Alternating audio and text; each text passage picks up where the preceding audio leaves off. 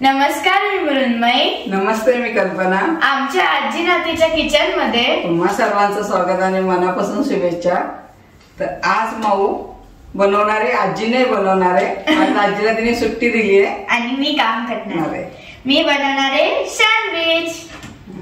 त्यासाठी काय काय साहित्य घेतलं ते दाखव. तर पहिले तुम्हाला आवडेल ते ब्रेडचे स्लाइस घ्या. त्यानंतर शेजवान चटणी, mayonnaise sauce, tomato sauce, butter, cheese, oregano आणि बटाट्याची भाजी आजीने केली होती आधीच. माऊ आता मी येते. तुला काय मदत लागली तर आजीला बोलो. खायला ये तू. खायला येते. आता आयतं खाणार आहे आजी. आता आपल्याला सँडविच बनवण्यासाठी पहिले बटाटी भाजी लागत होती, पण ती आजीने बनवून ठेवली आणि त्याची रेसिपी पण आहे. आता आपल्याला सॉस बनवायचा आहे, तर सॉस साठी पहिले आपण मेयोनीज घेऊया. तर आता आपण सॉस मिक्स करून घेऊ. तर पहिले मी मेयोनीज सॉस घेते. तुम्ही जितके सँडविच बनवणार त्याच्या क्वांटिटी प्रमाणे तुम्ही सॉस बनवा. आता आपण शेजवान चटणी घेऊया. ही थोडी तिखट असते म्हणून तुमच्या अंदाजाने टाका, नाहीतर खूप तिखट होईल.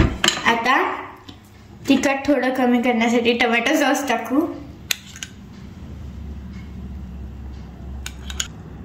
आता आपण हे सगळं मिक्स करू.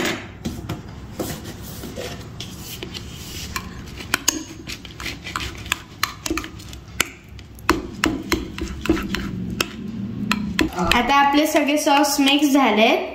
बघा किती छान कलर आलाय. चला आता आपण सँडविच बनवू. त्यासाठी पहिले मी ब्रेड घेते. मी 2 घेते एका वेळेस, म्हणजे आता एका बाजूला सॉस लावू आणि एका बाजूला बटाटा लावू. तर हा जो आपण मिक्स केलेला सॉस होता तो पहिले आपण लावून घेऊ.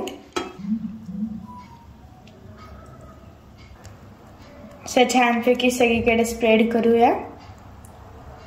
आता आपण यावर ऑरिगॅनो टाकूया. आता आपण या दुसऱ्या बाजूला बटाटा लावू. बटाट्याची भाजी केल्यानंतर परत एकदा स्मॅश केलता, म्हणजे सगळीकडे नीट लागेल आणि असं जाड जाड फोडी नसतील. असंच सगळीकडे लावून घ्यायचं. जास्त पांढरी बाजू कव्हर करायची, म्हणजे सगळीकडे लागतं असं. आता आपण यावर चीज टाकूया. थोडं इथे पण टाकू आणि थोडं इथे पण टाकू. आता हे आपण सँडविच एकमेकांवर ठेवूया आणि प्रेस करूया. नाहीतर सगळं बाहेर निघेल जे काय लावलंय. असेच आता आपण सगळे सँडविच करू आणि त्यानंतर त्यांना आपण टोस्ट करू.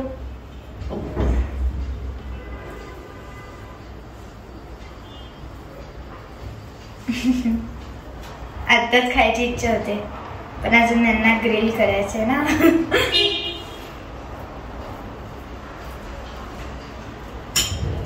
ऑरिगॅनो, चीज,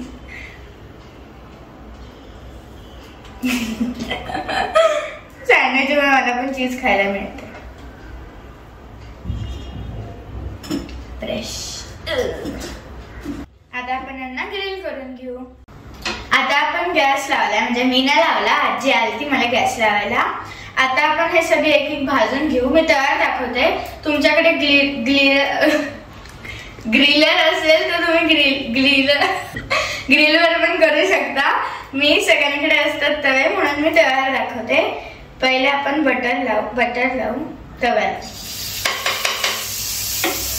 आणि त्यावर एक सँडविच ठेवू. त्यावर एक सँडविच ठेवू आणि हे थोडा वेळ म्हणजे ग्रिल होईस्तोवर आपण ही एक बाजू भाजू.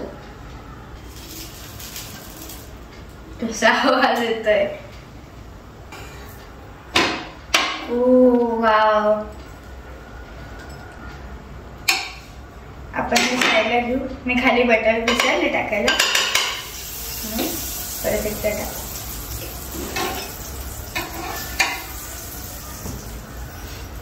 असंच आपण सगळं छान भाजून घेऊ.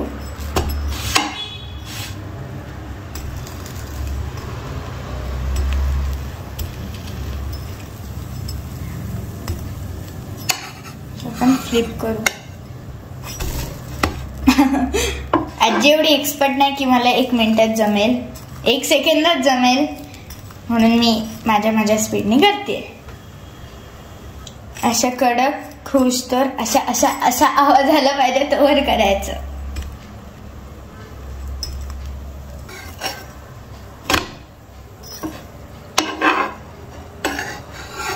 तर आपण याला प्लेट मध्ये काढू.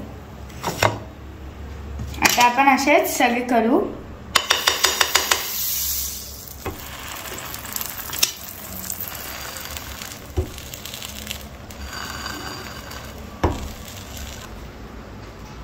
मी हे सगळे करून घेते म्हणजे आता आजीला खायला बोलत आहे आणि आजीला विचारायचं कसं केलंय.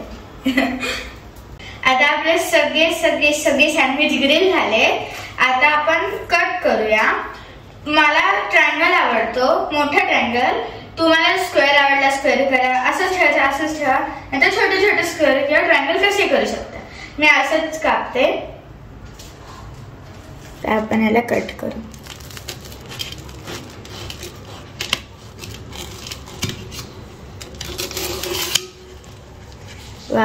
असेच आता आपण सगळे कट करून घेऊ आणि मग आजीला बोलू टेस्ट करायला.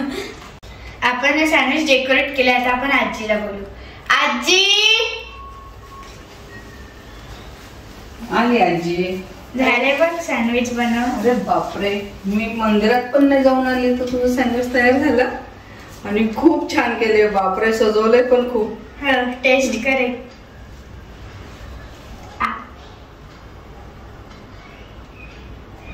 कसे झाले. यम्मी झालंय आणि असं वाटतं की तोंडातला घास संपू नये, एका घासामागे घास घ्यावा. एवढं छान केलंय, खूप छान झालंय. खरंच मस्त झालंय. यम्मी झालंय. तुम्हाला जर रेसिपी आवडली असेल तर लाईक करा, शेअर करा, सबस्क्राईब करा. पुन्हा भेटूया अशाच नवीन पारंपरिक पदार्थाबरोबर. तोपर्यंत संत तुकाराम महाराज म्हणतात, मन करा प्रसन्न सर्व सिद्धीचे कारण. खूप छान केले बाळा, खूप छान. थँक्यू.